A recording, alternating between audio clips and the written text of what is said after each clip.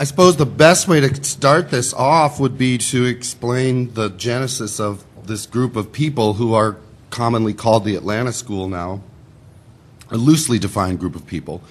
This actually all started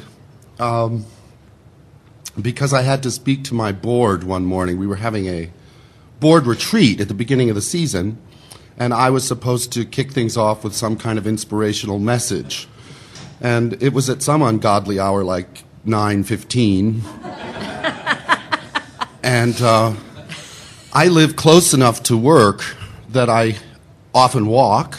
So the retreat was at the Woodruff. And I was headed in, not having a clue what to say. And I was ruminating with help on the way, and realized one of the most vital things that had been happening. This was about 5 years ago, so I'd been here about 5 years. Was what we'd been doing with our composers and with new music. And when I came here, the initiative, the idea, the goal was to introduce a few composers slowly over time with repeated visits to play their music, not only that we commissioned, but to play existing works of theirs, to give second and third performances, to record their music, to tour their music, to use their music in our youth concerts. So it was a real investment of trying to develop strong relationships with individual composers without doing it in the resident composer model, but rather having a group of them. We also decided we would focus on American composers, and I gravitated to composers that I knew and loved and respected just because of my own aesthetic bent and interest. So we'd been doing that, and by that time we had quite a collection of recordings and of commissioned works, and not least, in my mind, a collection of interviews with all of them, because whenever we do the works of living composers, we have done interviews with them on video that we show at the concerts. And later this afternoon, we will be showing the videos that were shown when these pieces were performed at Atlanta for the first time. So I'm realizing that this was my way in to the 9:15 pep talk. And on the way, I started recognizing this is not just a collection of composers in whom we've taken an interest. This is actually an aesthetic phenomenon that's observable in American music of my generation, because we're all close enough in age with one exception. But he's new. So to me, it became a kind of revelation, which I don't often expect in the wee hours of the morning. And it was that it's observable in the same way that we have talked about such things in the history of music. Empfindsamkeit or Sturm und Drang or the Big Five or the Six, or I don't know why we have to put numbers to it, but it struck me that this was true. And I tried to figure out why it was true, because they don't sound like each other. They sound like themselves. So what was it that was making me see them as some kind of shift? And it occurred to me that it was tonality, tunes, and an interest in world music, popular culture, or both, that influenced their music. And they do all have that in common, that there's blurred lines between popular music and high art, that tonality is a driving force, even if it is not the tonality that was in use in Vienna in 1750, and a primacy of melody, or at least often a use of melody as a primary element of the musical idea, which does distinguish them from Darmstadt circa 1957. It's a very different aesthetic, and it's generationally a shift. And I got very excited by this, and I realized this is a new American school, and a school in the sense of aesthetic identity, certainly not in the sense of an educational facility. So I did spend that board meeting talking about that, about these composers, what we had done with them, what was coming up with them. We were all incredibly excited about it. And in our later planning meetings, we decided to have a little more hubris about it, and why should we be calling them an American school of composers? Why not call them the Atlanta School of Composers, which was really a more convenient handle for us to talk about it in our own world, to promote them, to raise money for them, to nurture the whole project. And that was sort of the genesis of calling them the Atlanta School. The Atlanta School is not well defined, and we militantly defend against defining it better, because it is not a specific group of people. It is not, I don't even know if they like each other. We do like each other. We love each other.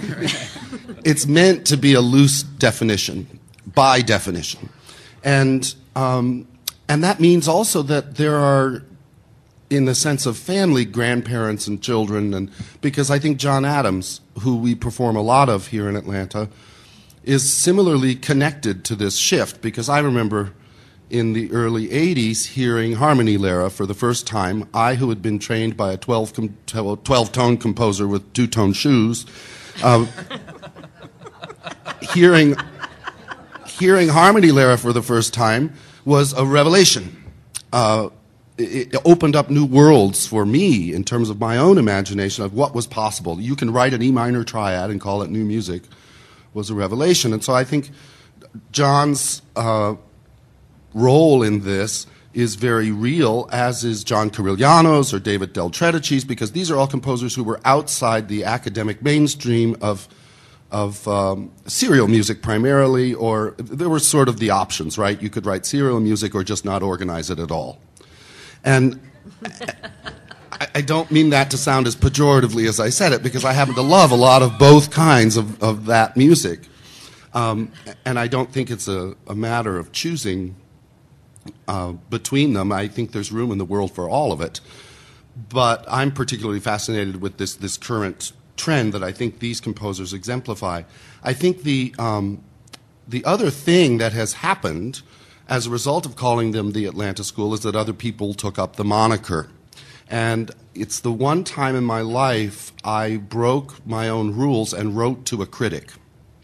Mark Swed wrote a very long and polemical article on modern music in America, and was basically decrying that we'd lost our musical edge because our music wasn't gritty enough or unlistenable enough or political enough. And I took issue with those arguments and actually wrote back to him. It took me 3 days to write 5 paragraphs, of which I'm still very proud, as my only literary output is 5 paragraphs.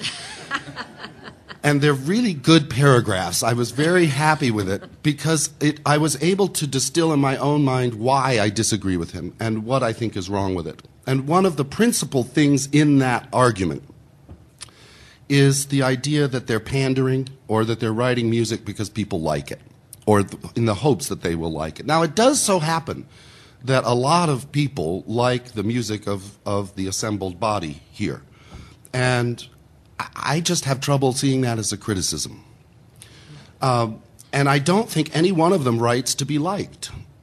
I sense and enjoy in each of their music that they're writing for themselves to be able to enjoy hearing it themselves.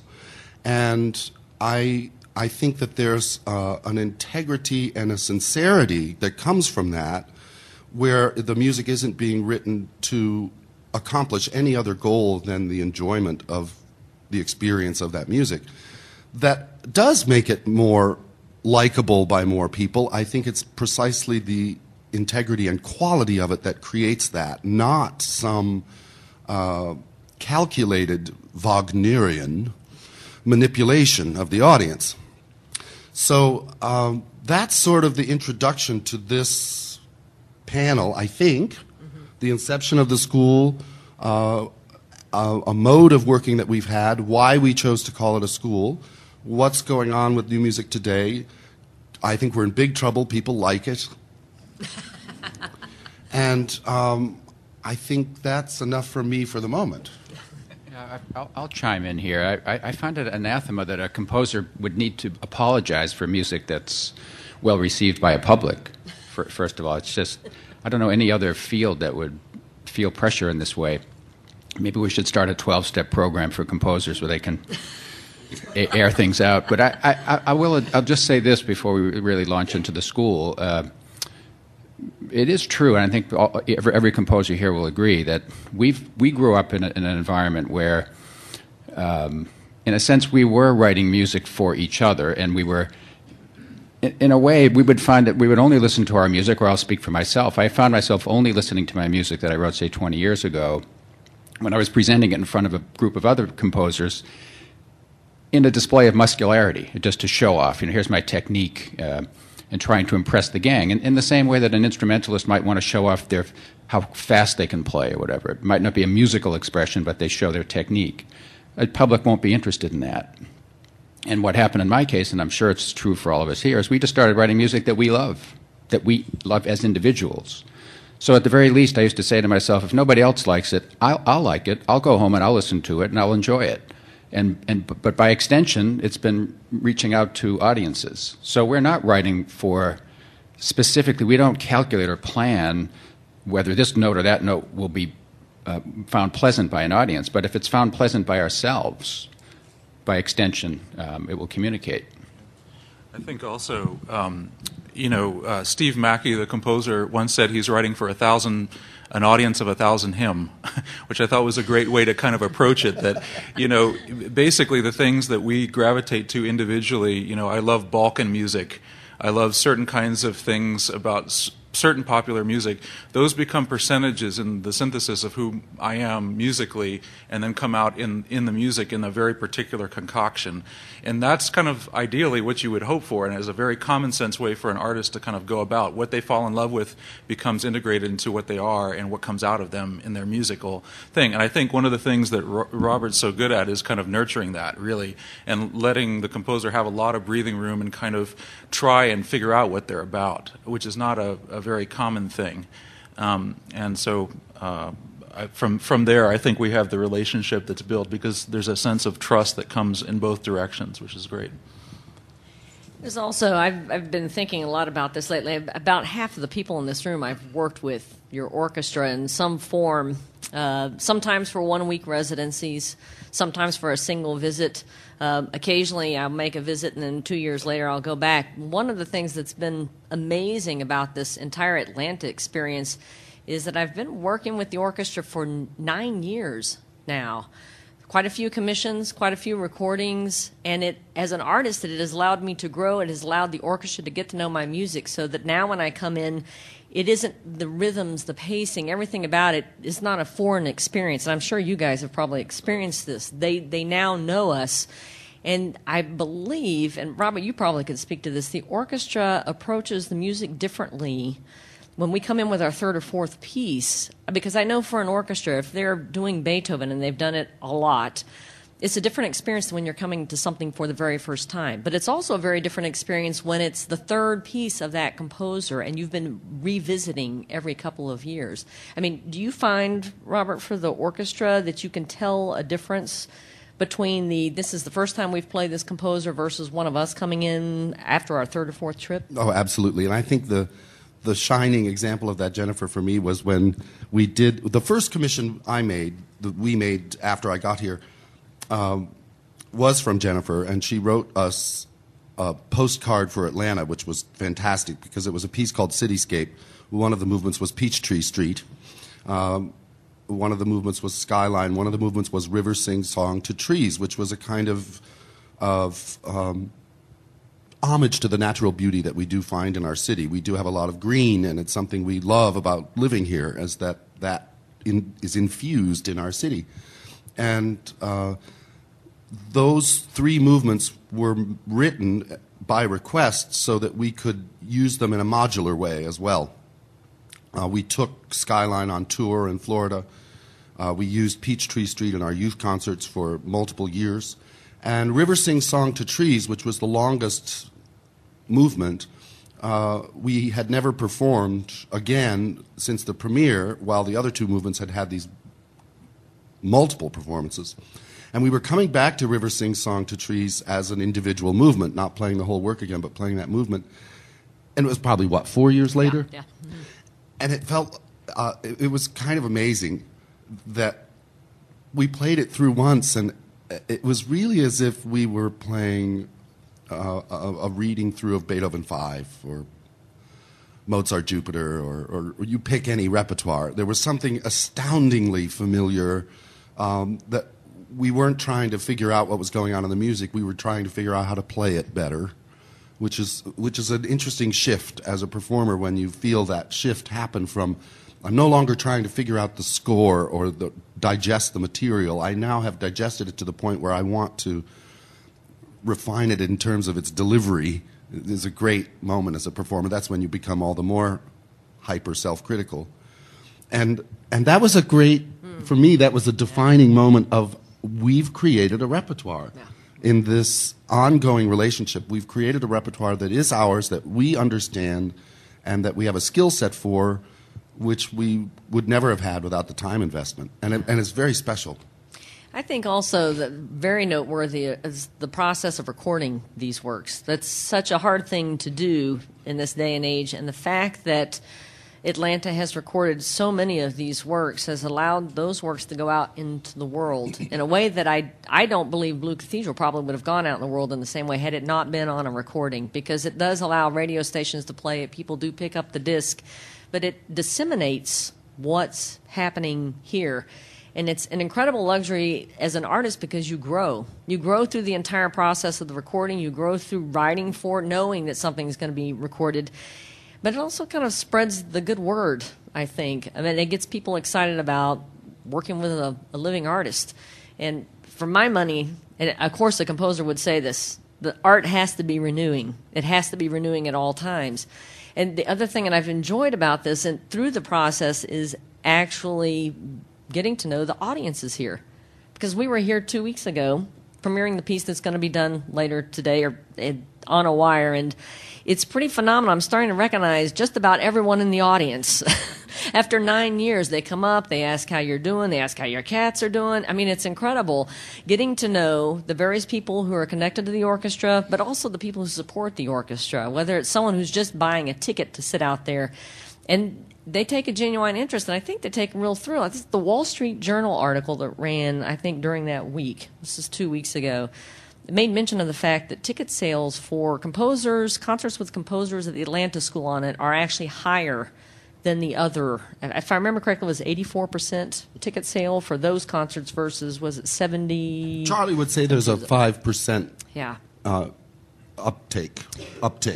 A real enthusiasm, though, the audience curious about what is happening. And even though half of the concert, because Michael also had a piece premiered on that concert, the first half was all new music, but you could tell there was a palpable excitement in the audience, which was really refreshing. And further to that point, I mean, I think one of the things that's really surprising, and you see from the different kinds of experiences you have as a composer, particularly in the orchestral world, is that people, when they feel like they have an into a piece, whether it be through understanding the materials or whatever, or more primally getting to know one of us, actually try harder to embrace the music. And I'm sure all of us share this experience here where people come up and they ask questions. We end up talking at a lot of events for the orchestra, and there's a real personal connection there, and people are invested in the program in a way, which kind of solves the issue, in which is, the one time you hear contemporary music, your guard is up. You don't know what you're going to get for 20 minutes, if you're going to be assaulted or if you're whatever it is.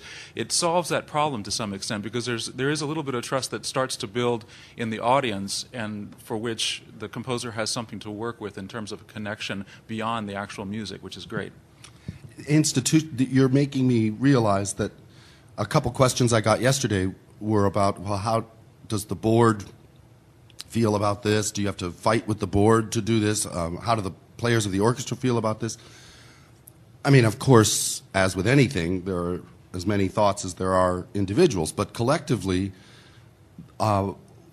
we institutionally, I don't do things on my own at the Atlanta Symphony Orchestra. We do things as an institution, and so I think part of the culture that underpins this is the fact that no one party is convincing another party to do this. This is a collective effort, so that one of the most important groups in my board is what they're calling themselves the Academy, and they are our principal donors to the commissioning and recording process and the commitment to do music. And the players of the orchestra, I witness the interaction they have with all y'all, and they, that's the second person imperative, plural. And it's very dynamic because they're offering suggestions or trying things or saying, well, what did you really want here? Because maybe I can do it better like this. And these guys are very open to that. It's much less about Moses bringing the tablets down from the mountain and then we will obey than it is about Tagore, the great Indian poet Tagore's elusive poetry saying that what we're trying to do is catch that vibrating thing. And that process is very interactive with this orchestra because they're so generous with their interest and their spirit and their commitment to it. So it's not it's a concerted effort on the part of the whole institution. Yeah, and I'll also add to that Robert just does amazing things with respect to all of us in terms of planning these pieces. He often invites us out well ahead of a typical rehearsal cycle, and in my case with this premiere a couple of weeks ago, I don't know, it was a month and a half or 2 months earlier, Robert had me out and he read through the orchestral part of my piece. That's unheard of, the 2 months before the actual rehearsals, or a month and a half before the actual rehearsal cycle starts. Gave the orchestra a head start, gave me a chance to go back, make a few corrections, gave a chance for Robert and I to have discussions about the piece and so on. And so that's really extraordinary. Plus, what Robert was alluding to now, when we're actually at the rehearsal, we have a lot of freedom, which is not the case. I'm thinking now the last time I had a Boston Symphony Orchestra concert, I wasn't even allowed to speak. Period. I'm like I was surprised they actually let me into the hall during the rehearsals. At best I could send a little note and somehow it hopefully made it to the conductor. And here it's like I almost can't believe it. I'm just getting used to it actually. That Robert will turn to me and say, "Well, what do you think? Should we you want this? Should we put a crescendo here?" I'm thinking, "Are you kidding? Like, sure, let's try it." It's fantastic, absolutely fantastic. The way it should be, frankly. No, the standard contract for a composer from a symphony orchestra reads, you will be provided the opportunity to say thank you, with an optional very much. Yeah. It's true. But I do want to turn the discussion somewhat to the whole notion of the title, the Atlanta School, which I'll just give my thoughts about it. And when Robert first called and asked, he said, "Would you mind if I include you in this group, and we're going to call it the Atlanta School?" And I did pause a bit, only because for my whole life, I've resisted joining groups. I have. There's a group that started in Boston called the Composers in Red Sneakers when I was a student. Some of you may know of this group. It continues. It's changed hands many times. But that was founded by my classmates at New England Conservatory back in the 1970s, and they came to me, and I said, "No way. I don't want to be associated with a group." I don't know. Maybe that's a whole other story here, but which I care not to go into. But in any event, I thought about it a bit, and I said, "Oh, why not? I mean, Robert's been so great the whole way. I trust him." Now I think it's a fantastic idea, actually. I love being associated with my colleagues, number one. Number two, we do share common ideals. We don't discuss these things, but the music speaks for it. The music of my colleagues has tremendous communicative power, and it's just great to be here with them. But secondly, it's also it does give us a defining element, and I find now that students that are coming to New England Conservatory where I teach, they're aware of the school, sometimes even better than I'm aware of it, and they identify me with these composers. They identify me with Robert, of course, and that's. I think it's significant because it gives us definition. I think this whole Mark Swed article is really written. If we weren't called the Atlanta School, this article would not have been written. Frankly, as acerbic as that article was, I think, what's the old expression? There's no such thing as bad press or whatever. I mean, it put the spotlight on us. In fact, I said that to Robert when he called up and he was fuming about it, and I hadn't yet read it. And I said, "Well, look, somebody's paying attention." I mean, I think there's something significant about that. But I would like to actually ask Adam about this, about because Adam's the newest member of the school now. I'm just curious as to whether, Adam, you've had any feedback about being a member of the Atlanta school? Well, clearly I'm the newbie, and all of this. Well, first of all, this has been incredibly exciting and humbling, and to be asked to come here and sit with these fantastic composers and with Robert has, I don't know, what I've gathered about the entire Atlanta school so far is there's a general level of openness and honesty, and I think everyone's music, what we all have in common, besides whether we're writing for ourselves or not, is I feel that everyone is being honest with themselves, and that comes across in the music. And in terms of the Atlanta school, I don't know if it has necessarily affected me yet because this is so fresh, but I do realize that I'm now sort of part of this system that is going to be very nurturing over the years and will allow me to develop my craft and my just my language and my style and how I work as a composer. And I think right now it's more or less daunting. and just to clarify Adam's position in all of this, these three, this is our longest associations in a sense. And Adam I met, Osvaldo Goliath's not here, but he sent me an email the other day saying, my apologies to my classmates and the principal. Adam is fresh enough to this process. What we've done so far is played one piece of his that had already been written and performed last fall.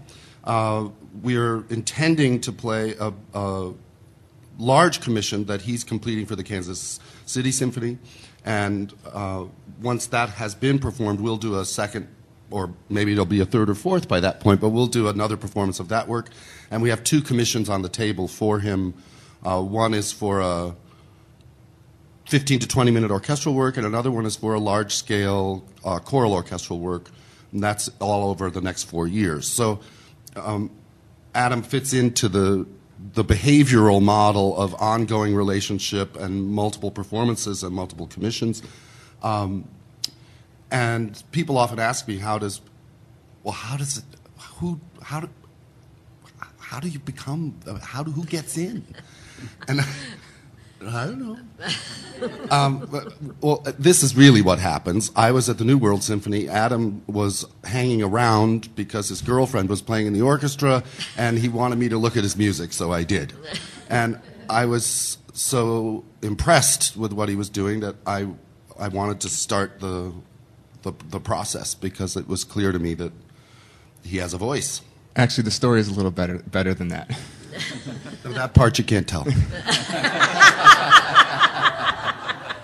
I can tell one little part, which is I met Robert outside and I said, we have two things in common.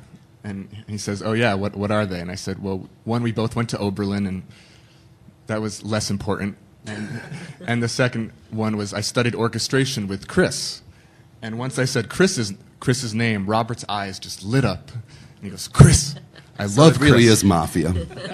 And I just commissioned his first symphony. Do you want to take a look? And immediately we just went to the piano and looked at his music, and I could just see in Robert's eyes that, it's about the music in the end, and that's what matters most, and that's why all of this is happening. It goes beyond us. I'm honored to be here, and I'm honored that I'm going to be able to share my music, but it's greater than that, and he sees the bigger picture, and I think that's why this is so phenomenal. You go with questions. Why not? You want to? You want to? Do you have more stuff? Actually, before we're getting ready to go to questions, but I thought it's probably this is doable in other places. It may be a different model. That's the thing to remember, that there are probably a million variations on this sort of thing to cultivate art. And I can tell you honestly, this is a completely win-win-win-win-win situation. There's no downside to this at all on any level. And I say that having spoken with so many of the patrons of the orchestra, donors, even school children who've been coming through the years, who maybe encountered Peachtree Street in 2002, actually. And it's like 8 years later, and they're coming up to me in the lobby, and they're talking about On a Wire, which is just an amazing thing to me that they're following along. But it's a no-lose situation. Everyone wins. And if you're with a very small orchestra, there's some way to do it. That's the thing that's most important. And even if you're with a huge orchestra, there's some way to do it. There's a way to figure out a model that would work for your community. But the fact of the matter is, and especially during this challenging time for orchestras, this is living art. This is how art progresses. This is the way you have to do it. And it's good for everyone in reality. It's just a fantastic thing for everybody. I think also one of the things is that, I mean, in a way, another Steve Mackey quote, "The fish rots from the head down," kind of lovely thought. But the idea is that the passion for this has got to come from the music director, from somebody who's really believing in what they're doing. I mean, in Robert's case, he's so committed to these and he's so excited, and it is palpable. It's a collaboration in the best sense. I'm at the point now with him, after a rehearsal, I'll ask what he thinks. Should I change this? Should I do this? What advice, and it's almost like a collaborative thing. That comes because he's so passionate about the people that he's chosen to work with. And I think that can work in any situation. The conductor really has to be passionate for what they're doing. Otherwise, you feel that there's not that level of excitement. The excitement is what comes from it. And the excitement is the thing we're hoping all to generate in what we're doing. And that comes from a real love of what they're doing. And then from the top down, in a way, that mission has got to be kind of felt in an assertive way. I mean, the decision that they made here, which I thought was so great, was they just put all of us out in front. They showed our face everywhere, which was kind of scary for the first year or two. And then and they made it really a very visible thing. They didn't apologize for it. They did it very intelligently, little by little, over many years, but they really put us out in front and made it an identity. And from that came, I think, a lot of good things, and we're seeing now, in some ways, the beginning of the real lasting impact of that, I think. I just want to say just one thing about the model that I find absolutely fantastic, and I wish other orchestras would follow. And Frank and Kansas City is trying to do this. And Michael touched on this aspect when Robert commissions you. Rather than showing up the week of the premiere and hearing your piece for the first time in those 3 rehearsals, he brings you in beforehand so that you can actually have adequate time to hear the piece in progress and make changes. Because in the end, because it's about the music, I think it results in a better performance. And as I'm now writing my first symphony with Kansas City, I told Frank Byrne that, this is what's happening in Atlanta. Why, is there any way we can make this happen so that the premiere is a little better? And they're now working that out. And I think if other orchestras could somehow fit it into their schedule, it would just be beneficial for everyone. And the music-making experience, in my opinion, would just be deeper. I will just say to any composers in the room, it does mean we need a score. Good point. I actually wanted to say one other thing, which is that, all of us here have had the opportunity to do various kinds of residencies, and it's been a kind of interesting database almost of the way you could structure things. I mean, I think, from my very early experience with a group called the California Symphony out in the Bay Area, where they decided they were going to focus in on young composers kind of right out of school and kind of cultivate what they were doing as a kind of a limited mission, something they could do. They had a 4 or 5 concert set in their season every year, and they really made a difference and started that model actually of bringing the composer out and hearing the work in progress and really growing. Pittsburgh Symphony, some of us have done that residency. It's a 1-year intensive residency where you make 4 to 6 appearances out there during the course of a season. They play works of yours that have been in progress. The final concert is culminating in a new work, a new premiere. So by the time you get to that point, the audience it's kind of like a portrait year for a composer, which is great. LACO, Los Angeles Chamber Orchestra, has a great initiative that way too, where the composer comes out and meets the community several times during the year prior to the premiere. There are just so many different creative ways of approaching a residency and getting a composer involved and kind of talking about music too.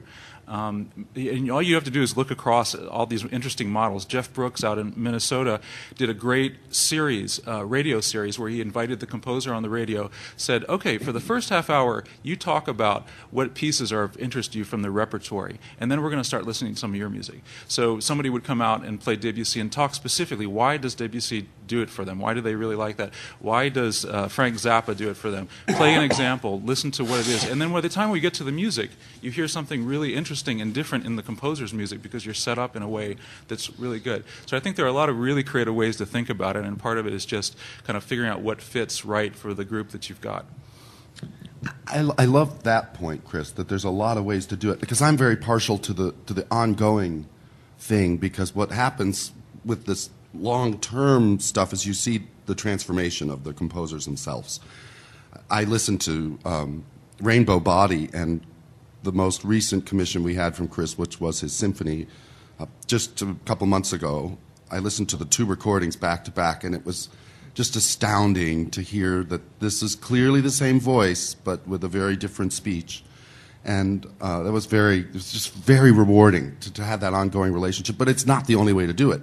And you could just as easily argue and viably enact doing a lot of composers and doing a lot of variety. I know that could be done too, and it is being done.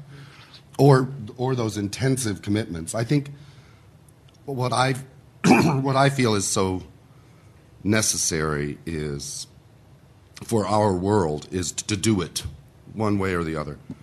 Yeah, but Robert has a very hands-on approach, and he's alluding to it now, but I can more specifically say, in my case, this recent piece was for chorus and orchestra, and it was a couple of years ago that Robert called and said, well, what are we going to do next? And he was thinking about me and what he thought I should be doing, more so than I was thinking about me and what I should be doing.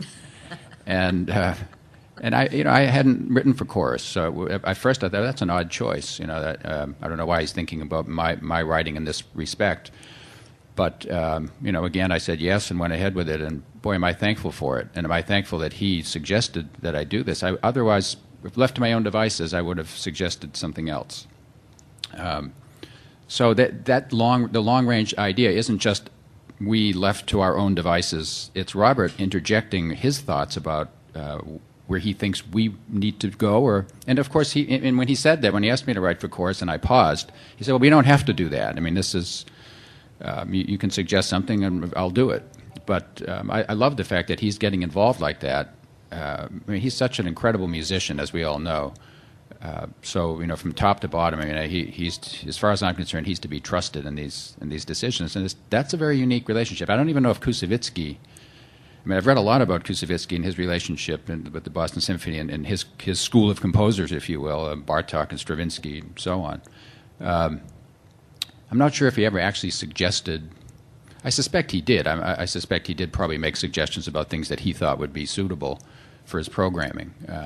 But I love this idea of growing together with one of our greatest conductors.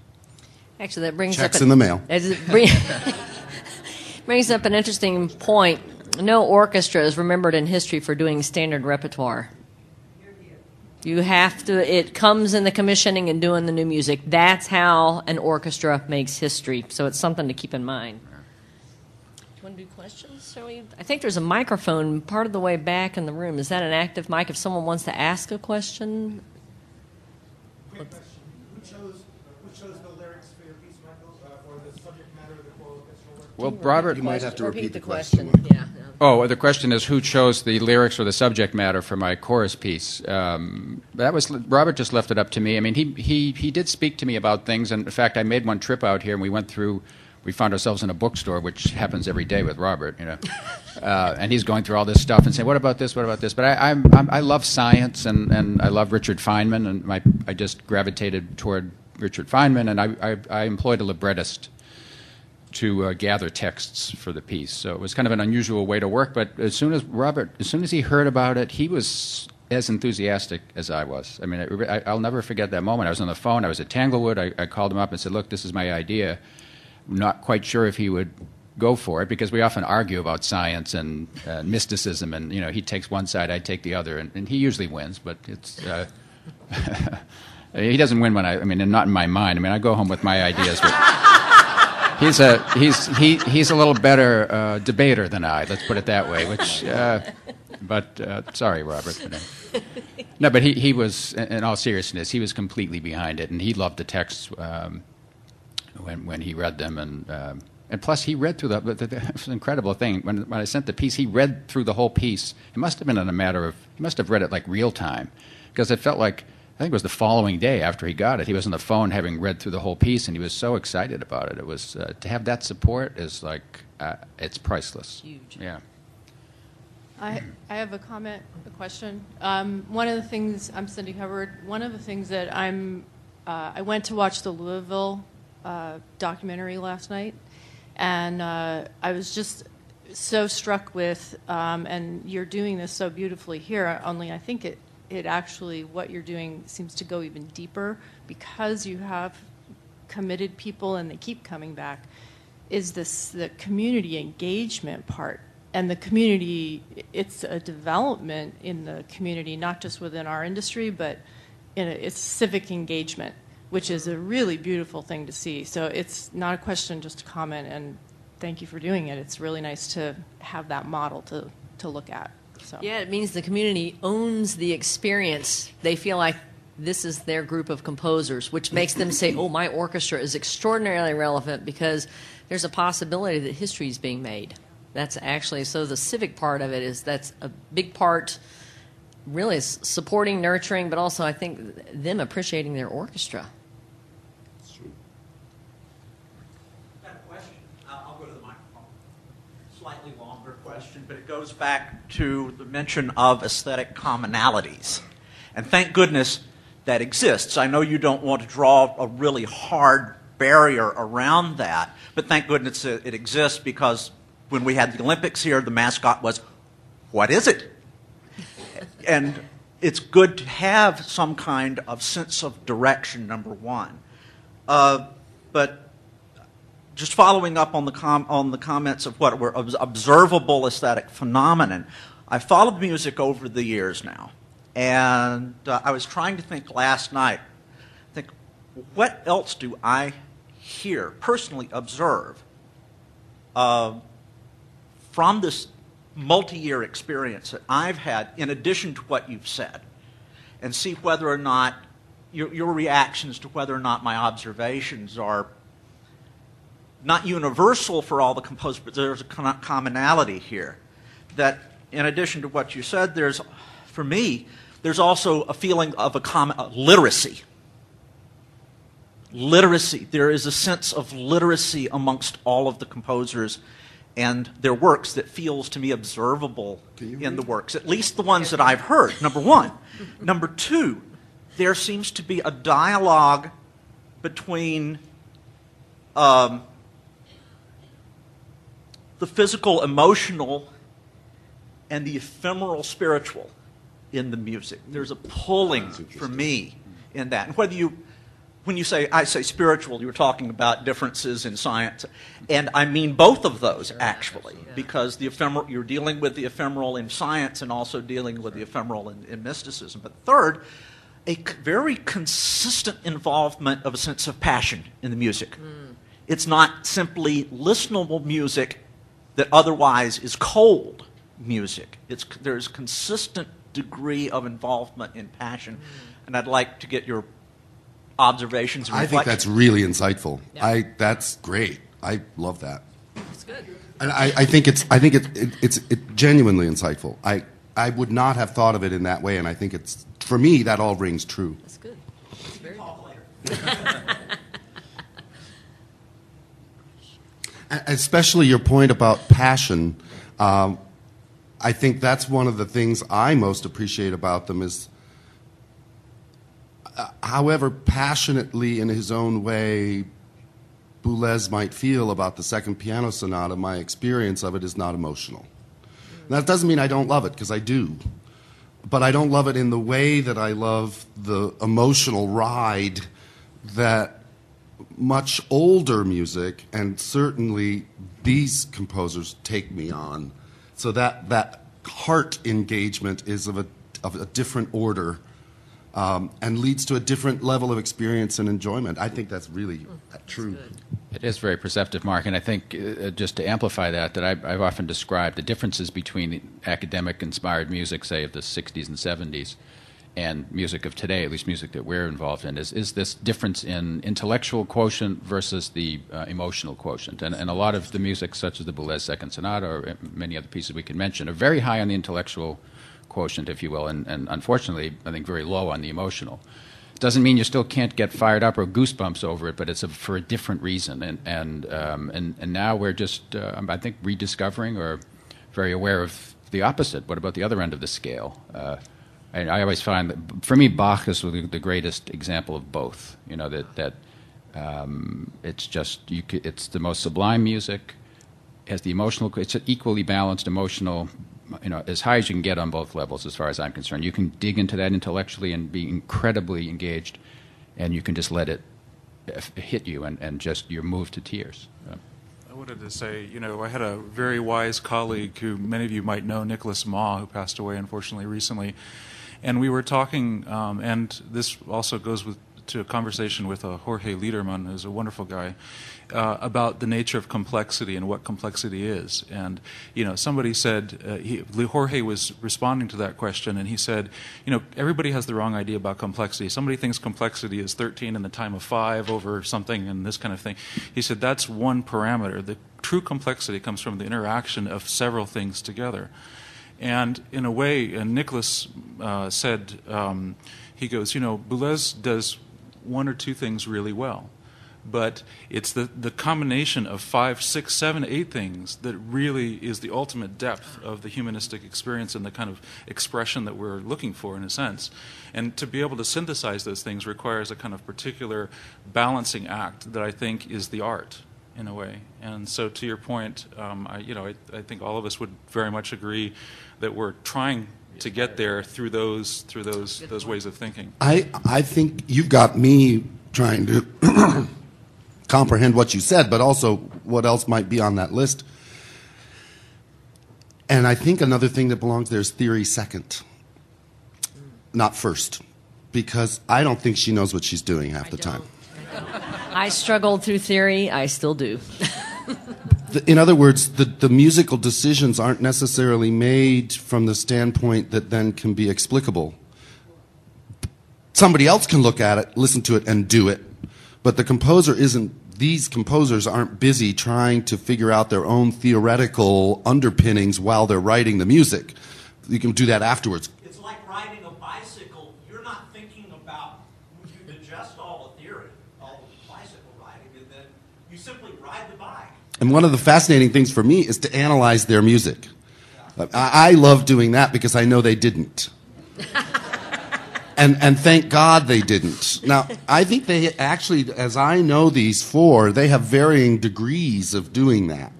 But because certainly theoretical models and understanding is in there, as you say.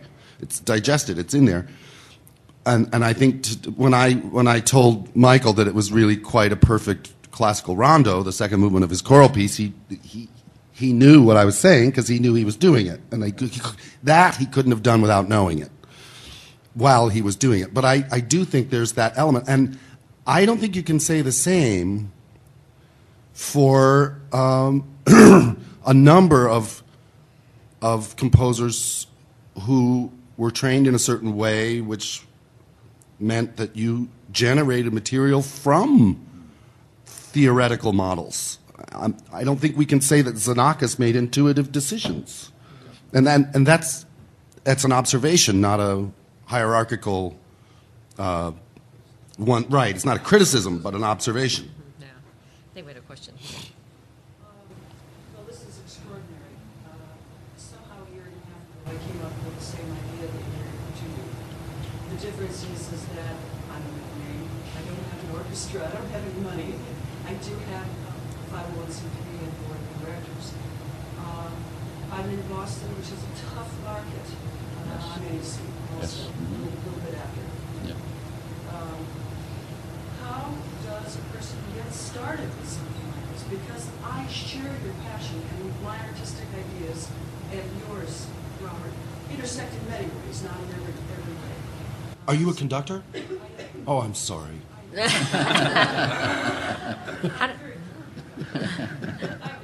mostly big band right now, but I study with James Orr. Uh-huh. The woman who's speaking is a conductor in Boston who is very keen on pursuing similar lines as we have, and talking about the difficulties and challenges of getting that to go without institutional support. Am I representing you well? Yeah, I would say so.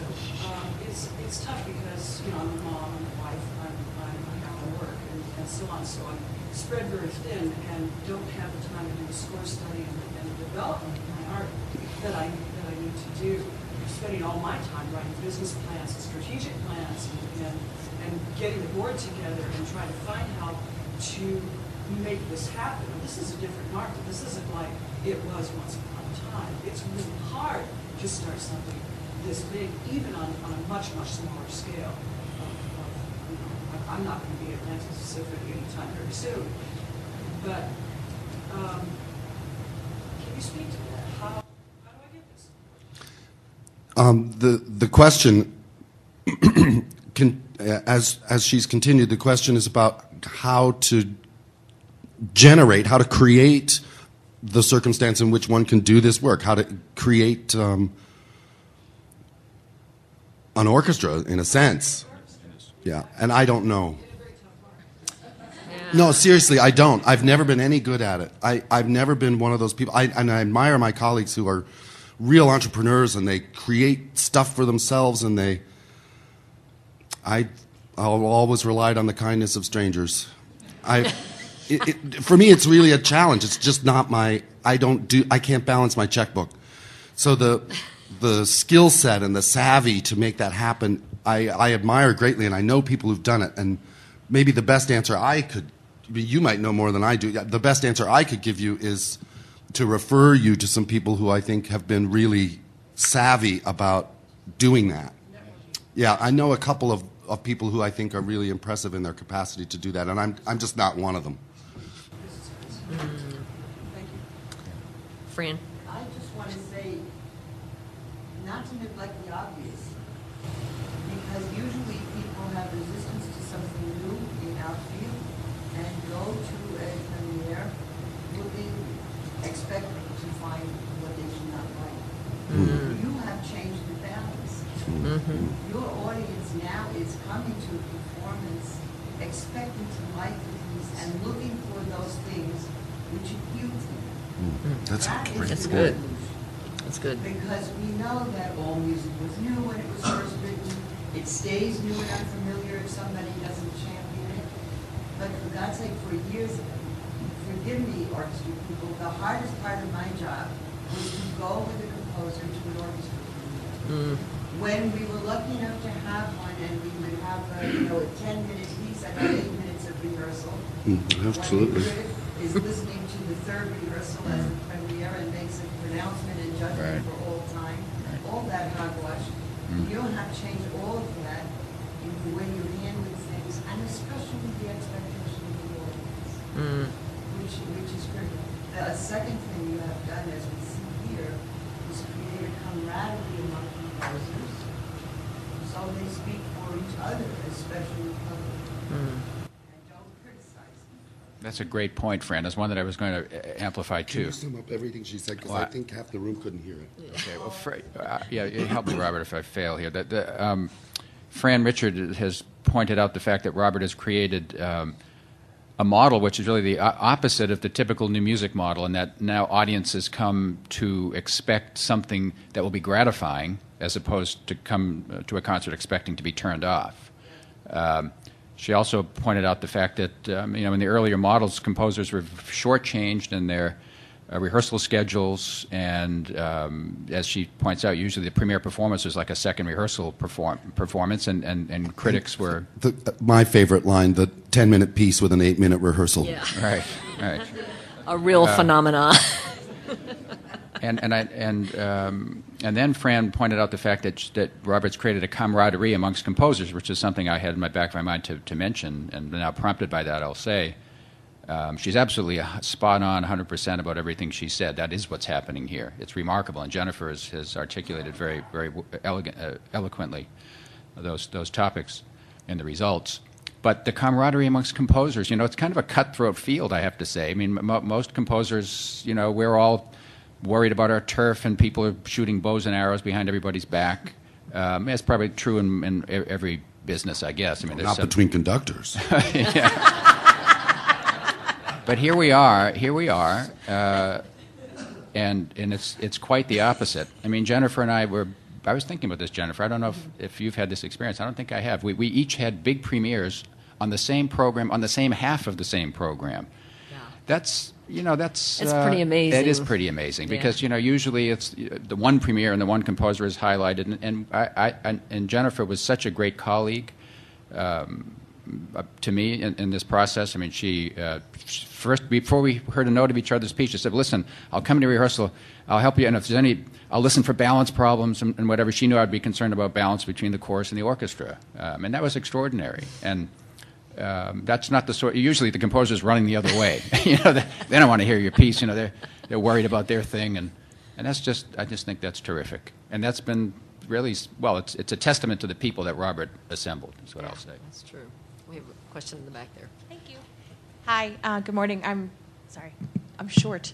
I'm Linda Honorevolianette. I'm the executive director of the New Jersey Youth Symphony, and this past season, our youth symphony performed Rainbow Body, which was fantastic for not only the kids, but the audience just absolutely ate it up. It was wonderful. Wrote that one, No, right? was that mine? Thank you. Thank you. And I have a silly question. Among the staff, we'd like to know how to correctly pronounce your last name. Oh yeah.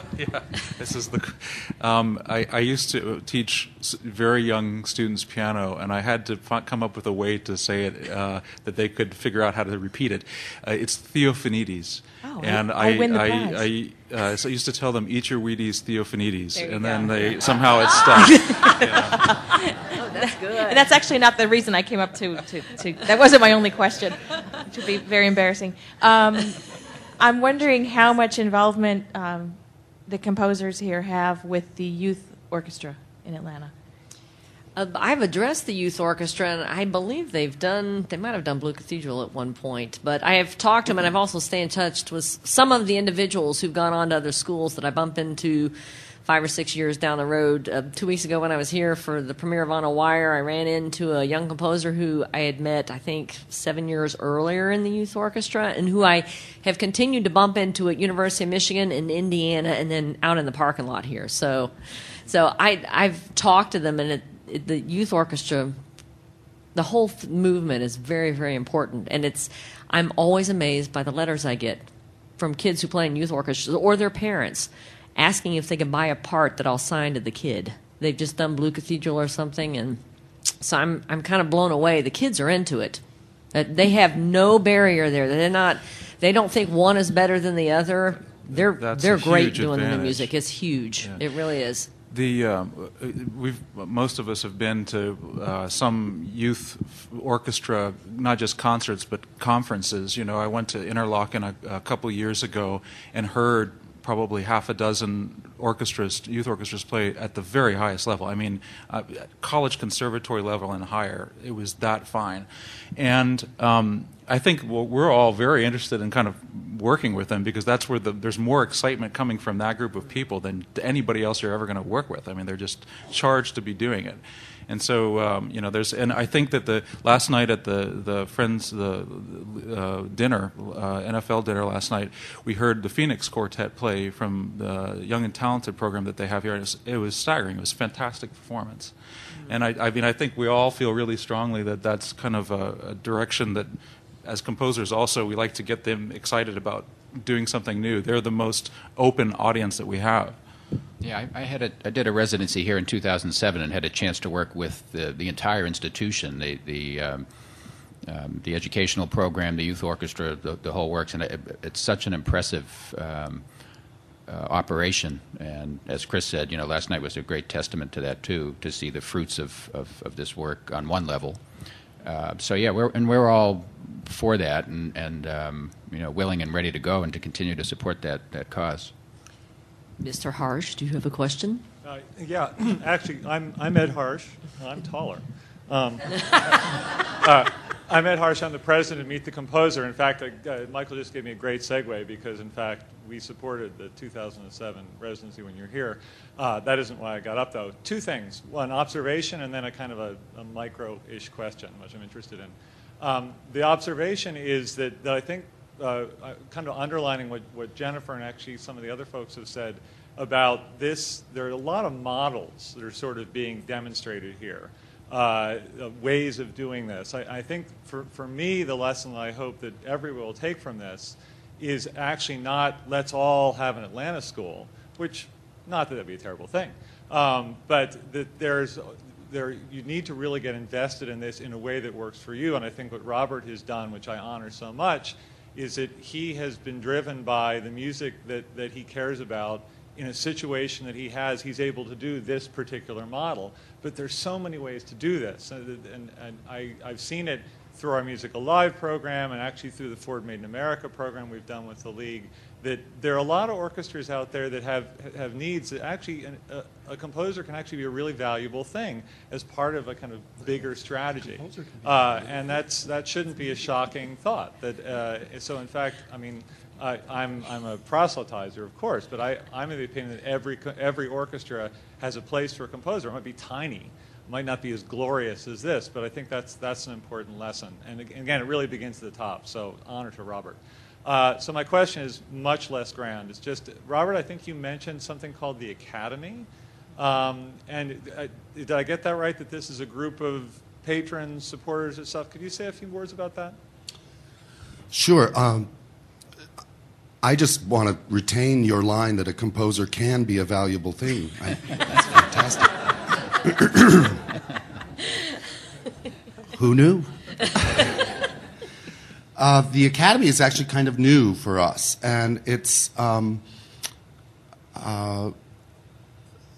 group. We're having dinner with them tonight, actually. The composers and the Eighth Blackbirds and I are having dinner with our Academy from our board, who are the most ardent and generous supporters of our new music initiatives, meaning our commissioning and performing and recording. And they are extremely generous, but they're also extremely passionate. And I think, however much I value the money, I maybe value the money even more because it's born of real care. And that's the group.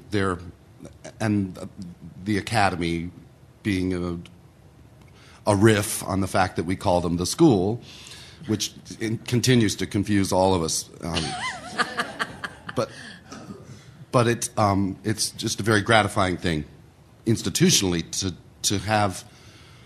It was exactly the question I got yesterday, which I had to really wrap my head around because I forget that you can have contentious relationships with your board, and I don't.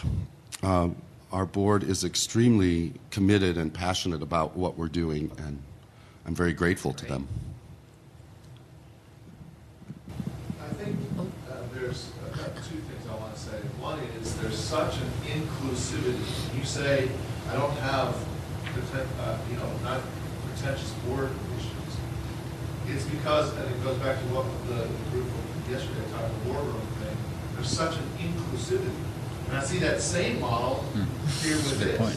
Yeah. And I think the other thing that to point out, and it goes back to something that Fran talked about, is it's that you invest not only the passion, but also there's this big investment of time. I mean, Fran says you go in with your composer, you say hello, they do 8 minutes of your 10-minute piece, you get one performance, and then it's, they're gone. That's it. And the orchestra passes something on the back and says, see, we did new music. That's not at all what's going on here. Yeah. I mean, Michael Gandolfi is a name because, there's been this investment in this glorious music. I mean, it's not just because, he's up there, but the music is phenomenal, but we wouldn't know that. We didn't get to hear several pieces so I think that's something else. Even if you do a different model, you have to invest time. Yeah, absolutely. It's true. And I should say a big thank you to you all. I mean, a lot of you who have taken on, it's hard because you have to do extra work, actually. You have to get out there and convince people that it's worthwhile. And it takes an effort and kind of a courage to do that. And as Robert alluded to, I mean, the landscape has changed immeasurably since the 1970s through Meet the Composer, through a lot of organizations that have made kind of calculated long-term investment of convincing people that it's worth the time, and then showing them and believing that eventually, if they stuck with it long enough, people would start to rise out of what was a pretty rough environment for a long time to write new music in. And so thank you all very much for taking chances for all of us, and hopefully carrying forward the idea that this is a living art and not a museum. Frank? Hey.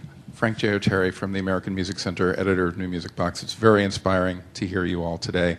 And I want to point out what's so exciting about all of this is it's about not an isolated event. It's about a continuous event. Another model I just wanted to raise, because I know the League is meeting in Minneapolis, St. Paul next year, is the Minnesota Orchestra's Composer Institute, where they have a concert. And once again, it's about branding. You say Atlanta School of Composers. They have a week, that sort of composer boot camp, and it ends with a concert that they call Future Classics. It's coming up with those buzzwords. It's not saying world premiere or something that's isolated. It's creating an event around the new music and having it be continuous, having it be regular, having it be every year. And, you know, Future Classics in Minneapolis is a subscription concert, and this last year it sold out. Yes. So, you know, this is a great thing. Somebody take away his coffee. Good morning. Thank you for being here. I'm Carter Simmons. I'm with the Milwaukee Youth Symphony Orchestra. And we partner with Present Music, Kevin Stahl, I'm in that group there. And we've had about 50 student performances or student premieres over the last 5 years, because each of our groups is assigned a student from that group to compose and be nurtured by a professional. Great. That process. My question is how could we further nurture those students, especially the ones that really show promise and we really think that they may turn out to be. You know, when I was working with the Green Bay Symphony, I was one of 4 composers who came in through the Meet the Composer program, and the League was part of that. And we had a different composer every year, and I noticed from talking to the other composers, there was a group of young composers, I think between the ages of 8 and 17, and they wrote pieces every year. And sometimes it was always members of the orchestra. It might be 5 players. We'd give them the instrumentation, and it was interesting to watch these young composers develop as they did it each year. And you could tell they started to get into their element. And the older ones were kind of coaching the younger ones. But the fact that they got a chance, we had a little concert where we did all of their pieces, and each composer in residence met with that group. There were repeat people. It was amazing and watching them. So I think it's as it is with us, and maybe for the entire idea of the Atlanta School, you can plant the beautiful flower, but if you're only going to water it once, don't expect the thing to be there in 2 years. You have to constantly cultivate. That's why they die. Yes, they will die if you only water them once. And so you have to actually kind of caretake the ground, feed the plant, feed the water. Same with composers, same with any kind of thing you develop with an orchestra. You do that with a lot of other things, but people often don't think about doing it in relation to a composer with an orchestra or a composer with a band. But it just takes kind of a constant working. Same with the Green Bay kids. You could really see them every year developing and growing as artists, and you could tell that those are going to be future patrons. No matter what they ended up doing, whatever their choice of a career in the world, these were people who would be future patrons of the symphony. They would remember this. You could tell it was a life-altering experience. So it's worth the initial investment because the payoff is about 1,000 times more in reality. Jennifer, you've got me all excited. We have the new bumper sticker. Water your composer daily. It's a good idea. I think caffeinate your composer daily. It works better. I also add that, I don't know if you're familiar with the Earshot program. They have a great program there for nurturing. It's a short-term event, but that's a good model to look at because there's interaction not just from the mentor composers, but also the orchestra speaks up to the young composers about the pros and cons of their music. So I think for the young composers to have constant interaction with the performers, with the orchestra, with the conductor, obviously, that's critical as well. Let them have that feedback, even with the librarians, actually, in terms of the preparation of their materials, how it looks. These are all very important elements for young composers for their development. I think we have time for one more question. Yes. Robert, good morning. Stephen Corridianis from the Plymouth Philharmonic. I just finished my 16th year there. We're outside of Boston, to be sure, but it's a very conservative part of the state. And my goal over the years that I've been there was to get my audiences to not worry about the words new music or American music. And I want to thank you for articulating what I think some of us actually come to separately, is that if I wanted, at least for this particular community, new music and American music, I made sure it was tuneful somehow, somewhere, that there was some sort of key or tonality center, the sonic effect, to be sure. In other words, something for these folks to latch onto. And at the very end, they say, I didn't think I'd like it, but I like it, and I'll take more. And so it's an ongoing courtship that we have with our audiences and building trust to make sure that they don't have to worry when they hear about new and American. So thank you for actually articulating it in terms of these composers. Thank you. Could I say one last thing, which I think has been on a lot of people's minds? You don't need to necessarily bring in a composer from the other side of the country to do what you could do. I mean, the residency that I did with Pittsburgh was really interesting for a number of reasons. One is that the orchestra did a reading session just for people who were from the Pittsburgh area, and it was brilliant. It sounded great. The composers grew exponentially in that process. And again, if you look at it as a one-time thing, maybe you're less the idea of commissioning a local composer, somebody who's in your area, seems like a kind of a risk. You don't know what you're doing. But if you think of it over a longer period of time, you're actually building your community and the loyalty of musicians, people who come back and remember that environment well. Is kind of predicated on the care that you show the people who are there. And a lot of the programs that we're involved in often include working with young composers who are in the area who are starved for opportunities, and it becomes quite difficult to convince somebody in a orchestral administration to do something about that, but it's really worth your while. And I think all the things we've seen bear that out. So I would just wanted to put a plug in for that too. I think we have to wrap up.